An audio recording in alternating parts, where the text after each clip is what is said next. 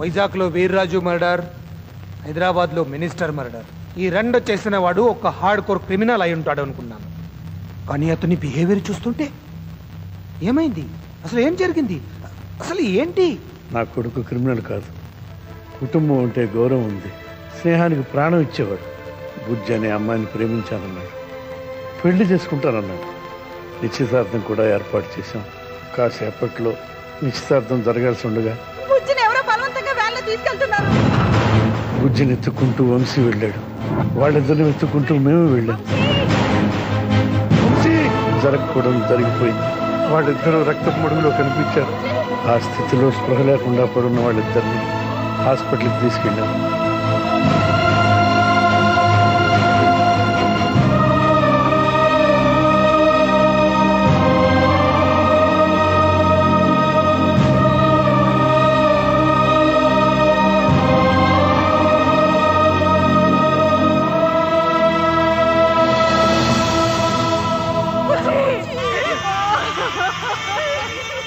పీటల మీద కూర్చోబెట్టాల్సిన అమ్మాయిని పాడ మీద పడుకోబెట్టాల్సి వచ్చింది.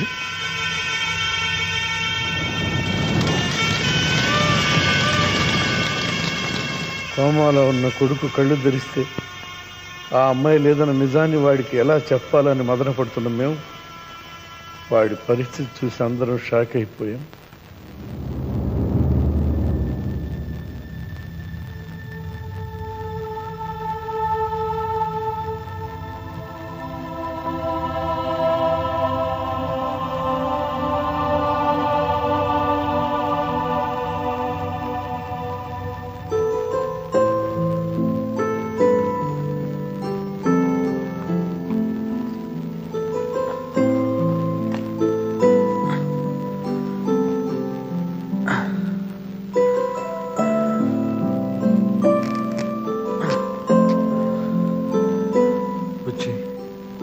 మనం చాలా కలలు కంటాం, అవన్నీ నిజం అవ్వాలని లేదు.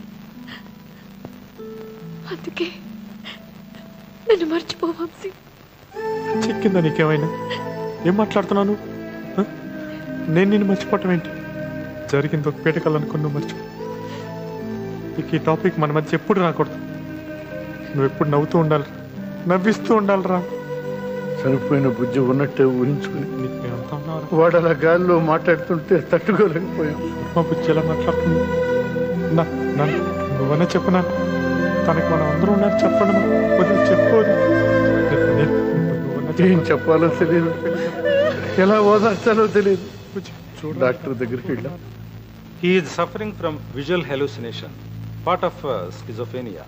మనం ఎక్కువగా ఇష్టపడే వ్యక్తులు మనకు దూరమైనప్పుడు తట్టుకోలేని మానసిక స్థితి. అందుకే వాళ్ళు ఇంకా తమ ముందే ఉన్నట్టు, తమతో మాట్లాడుతున్నట్టు ఊహించుకుంటూ ఉంటారు. ప్రస్తుతం మీ అబ్బాయి అలాంటి ఊహల్లోనే ఉన్నాడు. ఈ కండిషన్లో వంశీకి నిజం తెలిస్తే వాడు మాకు దక్కడని డాక్టర్ చెప్పాడు. వెంటనే మాకు రాఘవ్ గుర్తుకొచ్చాడు. వాడికి ఫోన్ చేశాం.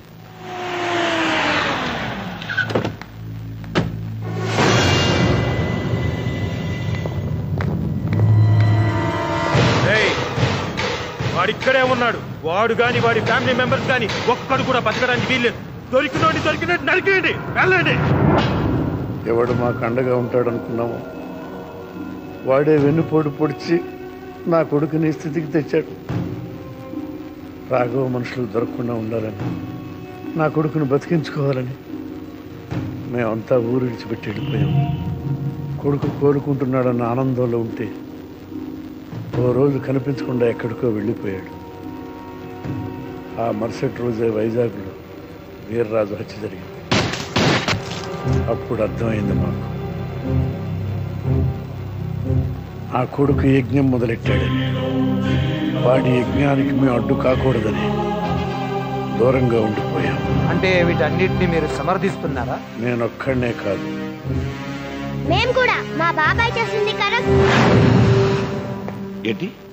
చచ్చిపోయిన వాడి గర్ల్ ఫ్రెండ్ బతికే ఉన్నట్టు ఊహించుకొని గాల్లో మాట్లాడుతున్నాడా? సబాష్, ఇదిరా న్యూస్ అంటే. పాపం, వాడి గర్ల్ ఫ్రెండ్ చచ్చిపోయింది. వీడిక్కడుండి ఏం చేస్తాడు?